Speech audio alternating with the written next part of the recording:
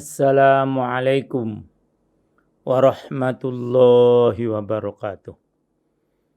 Alhamdulillahilladzi wakafa. Wassalatu wassalamu ala nabil mustafa. Wa ala alihi wa ashabihi al-mujahidina li'i'la'i kalimatillahi al-ulya. Asyhadu an la ilaha illallah wahdahu la syarikalah. Wa asyhadu anna Muhammadan abduhu wa rasuluh. Masya Allahu kan wa ma lam yasha lam yakun. La haula wa la quwata illa billahil aliyil azim. Amma ba'd. Ikhwan akhwat yang sangat disayang oleh Allah Subhanahu wa taala. Alhamdulillah dapat bersilaturahim lewat kajian tarjamah Quran lafziyah. Pada malam Jumat yang lalu kita telah sampai pada ayat yang ke-155 dari surah Al-A'raf. Malam hari ini kita akan lanjutkan kajian kita mulai ayat 156 sampai menjelang Isya nanti. Untuk itu marilah kita awali kajian kita malam hari ini dengan bersama-sama membaca doa thalabul ilmi. Bismillahirrahmanirrahim. Rabbi zidni ilma. Allahumma anfa'ni bima 'allamtani wa 'allimni ma yanfa'uni warzuqni ilma yanfa'uni. Amin. Kita awali dari ayat 156. A'udzu billahi minasy syaithanir rajim. Bismillahirrahmanirrahim. Waktub lana fi hadhihi dunya hasanatan wa fil akhirati inna hudna ilaik. Qala adzabi usibu bihi man asya wa rahmati wasi'at kulla syai' fasa'aktubuha lilladina yattaquna wa yu'tuna az-zakata walladina hum bi ayatina minun. Arti lafziahnya, waktub dan tetapkanlah lana untuk kami.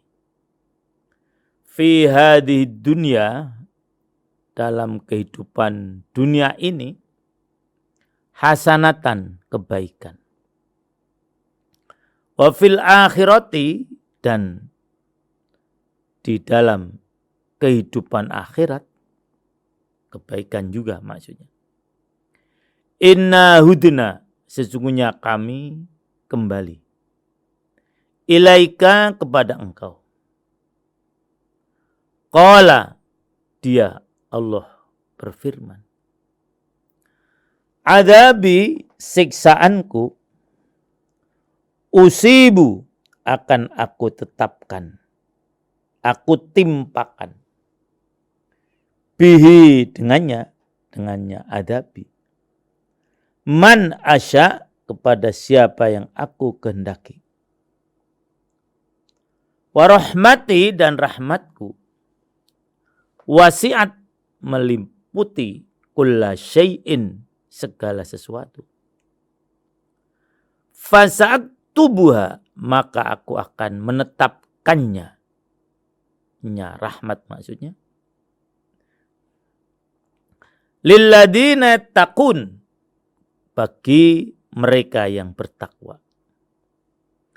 Wa yu'tuna zakah, dan mereka menunaikan zakat.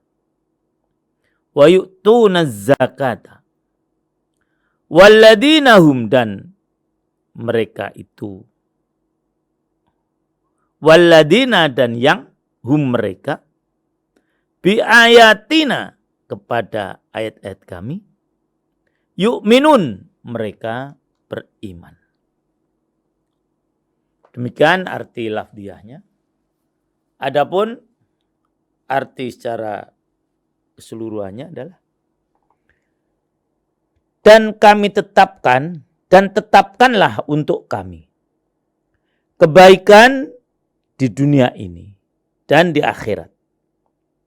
Sungguh kami kembali atau bertobat kepada Engkau. Dia, Allah berfirman, siksaku akan aku timpakan kepada siapa yang aku kehendaki. Dan rahmatku meliputi segala sesuatu. Maka akan aku tetapkan rahmatku bagi orang yang bertakwa, yang menunaikan zakat, dan orang-orang yang beriman kepada ayat-ayat kami.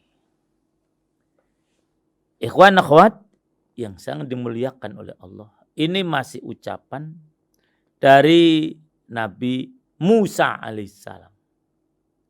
Setelah beliau pulang dari Bukit Sinai untuk menerima kitab Taurat, dan beliau kemudian menemukan kaumnya banyak yang menyembah berhala, menyembah anak sapi.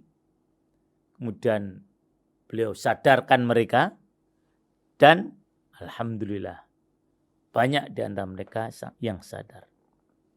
Kemudian beliau memilih 70 orang laki-laki untuk diajak bertaubat ke Bukit Sinai juga. Tapi kemudian terjadilah peristiwa di mana ketika mereka ingin melihat keberadaan Tuhan secara nyata, Allah murka pada mereka, dan Allah kemudian timpakan pada 70 orang yang dipilih oleh Nabi Musa itu gempa. Akhirnya mereka mati. Nah, Nabi Musa kemudian memberikan pernyataan sebagaimana yang disebut dalam ayat 155, di mana beliau minta ampun dan seterusnya. Nah, pada ayat ini kelanjutannya apa? Di mana beliau minta agar ditetapkan kebaikan di dunia dan di akhirat. Beliau menyatakan bersama 70 orang yang dipilih itu, menurut satu riwayat dihidupkan kembali, bertobat kepada Allah. Nah, kemudian Allah menjawab bahwasanya azabku akan aku timpakan kepada siapa yang aku kehendaki, tetapi rahmatku meliputi segala sesuatu. Artinya antara azab dengan rahmat itu lebih besar rahmat. Inilah yang kita rasakan para ikhwan semua. Dalam dunia ini yang lebih banyak adalah rahmat Allah. Nah, hanya kadang-kadang kita tidak merasa. Begitu terjadi bencana, yang diingat hanya bencana. Padahal rahmat telah meliputi mereka. Mendapatkan rahmat sekian puluh tahun. Terjadi bencana bukan berarti mengecilkan. Sehari, 2 hari, atau sejam, 2 jam. Hilang semua dari rahmat Allah. Yang diingat hanya bencananya. Nah, itu sebetulnya kurang sesuai. Setelah itu bencana sebentar, rahmat lagi. Jadi Allah bukan kejam. Ya, Allah Maha Pengasih, Maha Penyayang. Dan Allah menyatakan rahmat Allah itu akan diberikan kepada satu yang bertakwa. Orang yang bertakwa. Kedua, orang menunaikan zakat. Jadi syariat zakat ini sudah ada sejak zaman Nabi Musa alaihissalam.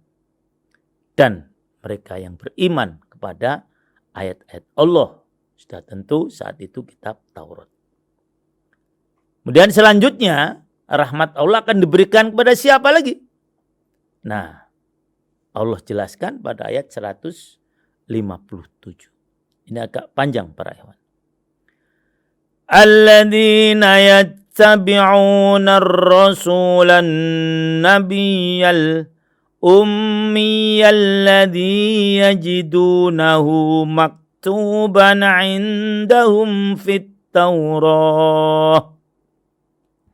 Maktuban 'indahum fit Taurati wal Injili ya'muruhum bil ma'rufi wa yanhahum 'anil munkar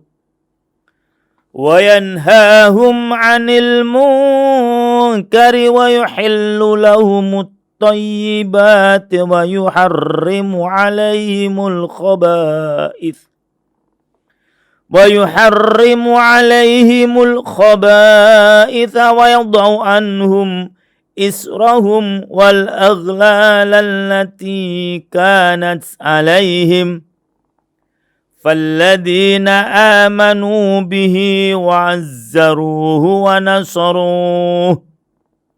ونصروه واتبعوا النور الذي أنزل معه واتبعوا النور الذي أنزل معه أولئك هم المفلحون. Alladzina, orang-orang yang yattabi'una, yang mereka mengikuti ar-rasula, seorang rasul, an-nabiyya, ya, nabi. Badalnya ar-rasulah. Al-ummiyah, yang buta huruf. Alladzi yajidunahu, yang mereka mendapatkannya maktuban, tertera. Indahum, di sisi mereka. Fit Taurati, di dalam kitab Taurat. Wal Injili, dan Injil. Ya'muruhum, ia Rasul tadi menyuruh mereka. Bil ma'rufi, kepada yang ma'ruf, yang baik. Wa yanhahum, dan melarang mereka anil mungkari, dari kemungkaran. Wa yuhillu, dan ia Rasul tadi menghalalkan lahum, bagi mereka at-thayyibati, barang-barang yang baik.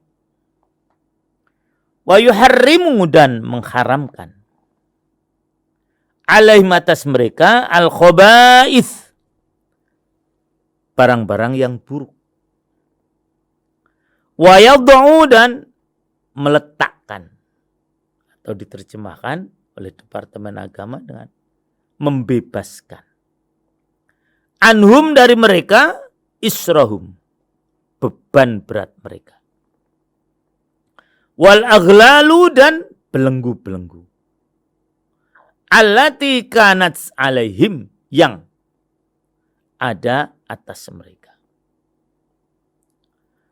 Falladzina amanu, maka orang-orang yang beriman bihi, dengannya, wa'azzaruhu, dan memuliakannya, wa nasaruhu, dan menolongnya, wattaba'u, dan mereka mengikuti an-nura, cahaya, artinya Quran, alladzi unzila, yang diturunkan, ma'ahu, bersamanya.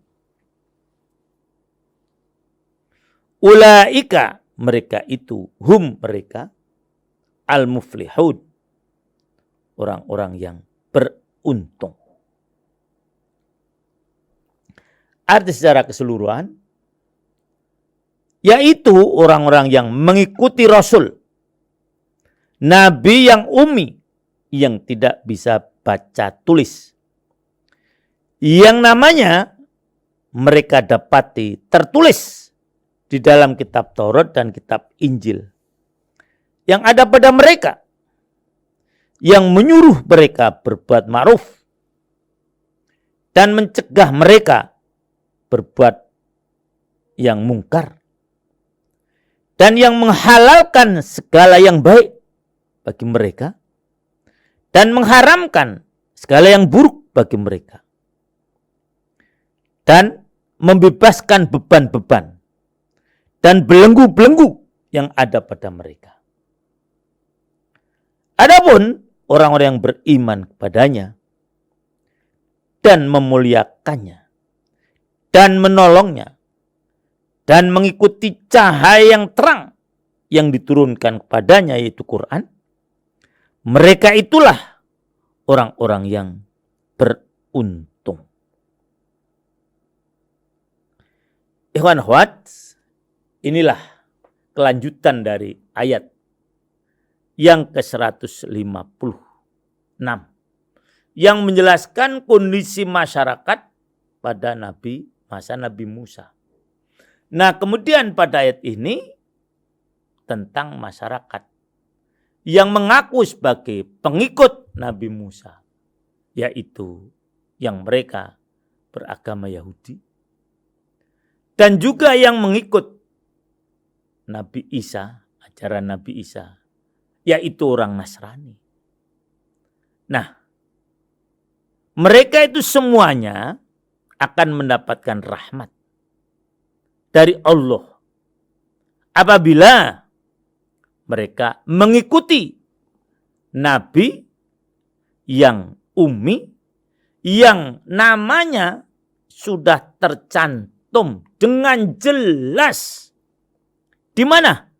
Di kitab Taurat dan kitab Injil.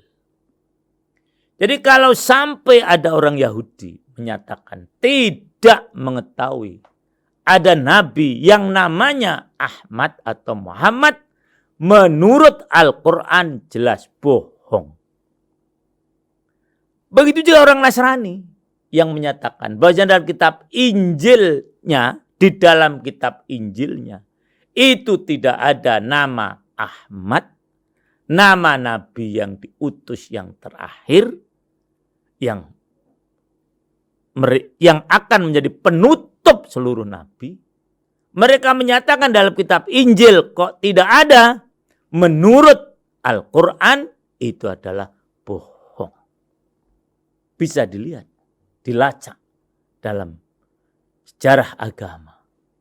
Maka banyak orang-orang yang belajar agama Taurat dengan jujur akhirnya masuk Islam.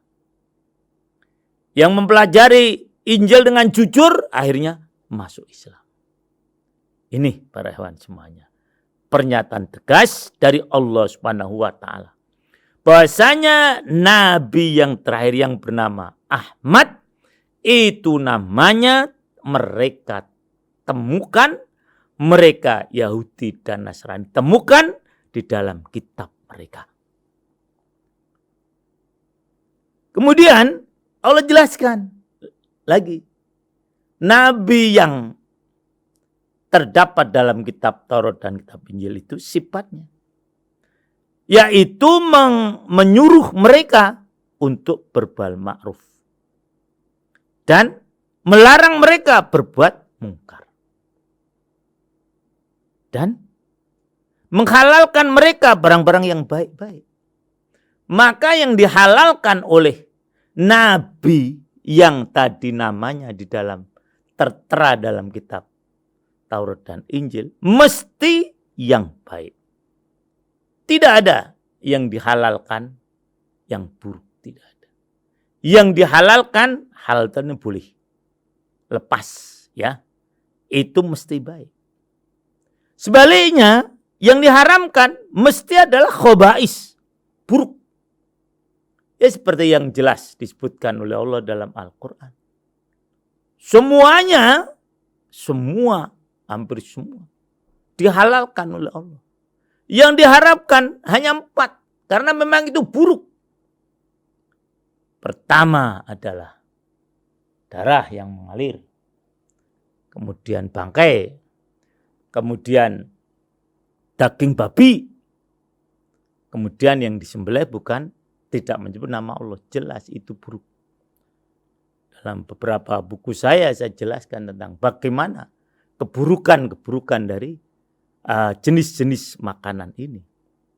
Lalu ada yang mengatakan itu baik, jelas itu bertentangan dengan nuraninya sendiri. Nah itu. Kemudian Nabi tadi membebaskan mereka dari beban yang berat dan belenggu-belenggu yang telah membelenggu mereka selama ini.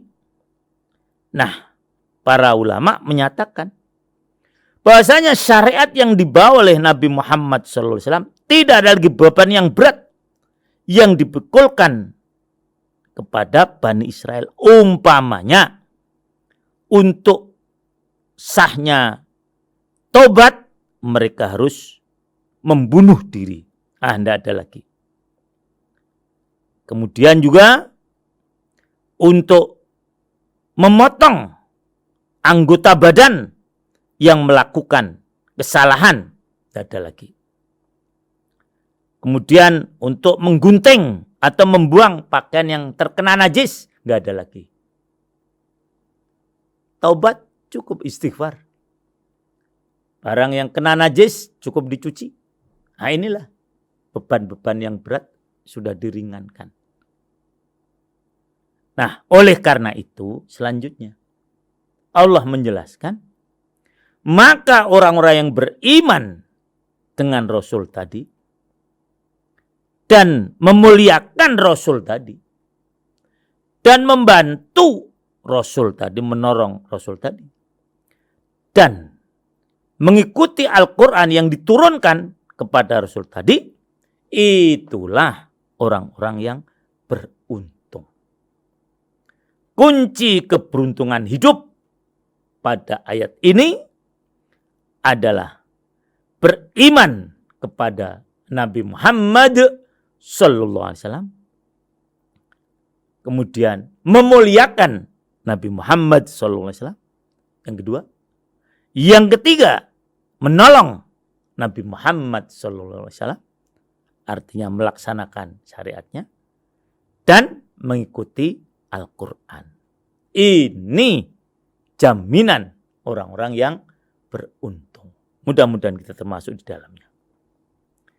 Selanjutnya ayat yang ke-158. Qul ya ayyuhan nasu inni rasulullahi ilaikum jami'anil ladzi lahu mulkus samawati wal ard. La ilaha illa huwa yuhyi wa yumit. Fa'aminu billahi wa rasulihin nabiyil ummiyil ladhi yu'minu billahi wa kalimatihi wattabi'uhu la'allakum tahtadun. Qul, katakanlah wahai Muhammad, ya ayuhan nas, wahai manusia, inni Rasulullah, sesungguhnya aku ini adalah Rasulullah, ilaikum, kepada kalian, jami'an, semuanya, alladzi lahu, yang baginya, mulkus samawati, kerajaan langit, wal ardi, dan bumi. La ilaha illahu, tidak ada Tuhan kecuali Dia. Yuhyi wa yumit, yang Dia itu menghidupkan dan mematikan.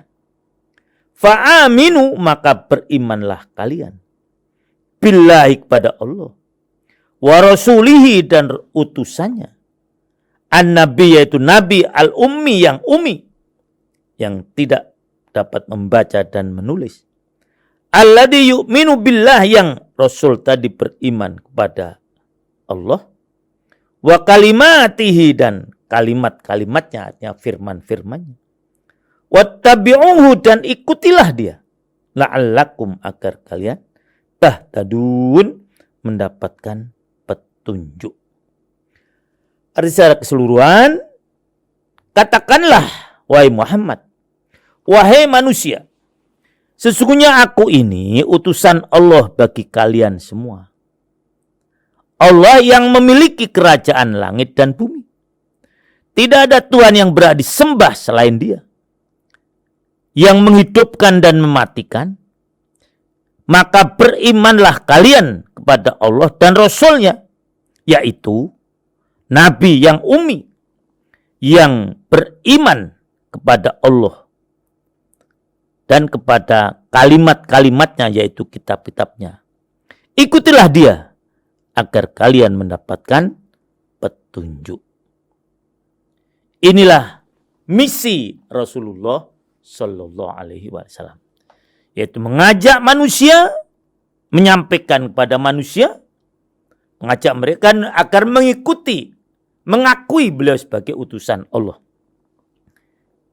Yang dijelaskan di sini, Allah yang mengutus beliau adalah yang menguasai langit dan bumi, yang menghidupkan dan mematikan.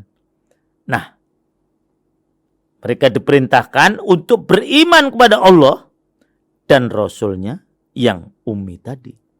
Yang Rasul tadi beriman kepada kitab-kitab yang sebelumnya. Makanya kita beriman kepada kitab Taurat, Injil, dan Zabur.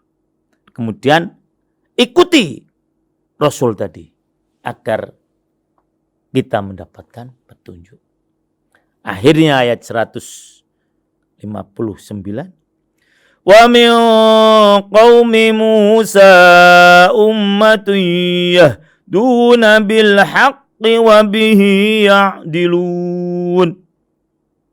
Wa min qaumi Musa, dan di antara kaumnya Nabi Musa, ummatun, ada umat, yahduna, yang mereka memberi petunjuk bil haqqi, dengan benar, wa bihi, dan dengannya ya'dilun, mereka berbuat adil.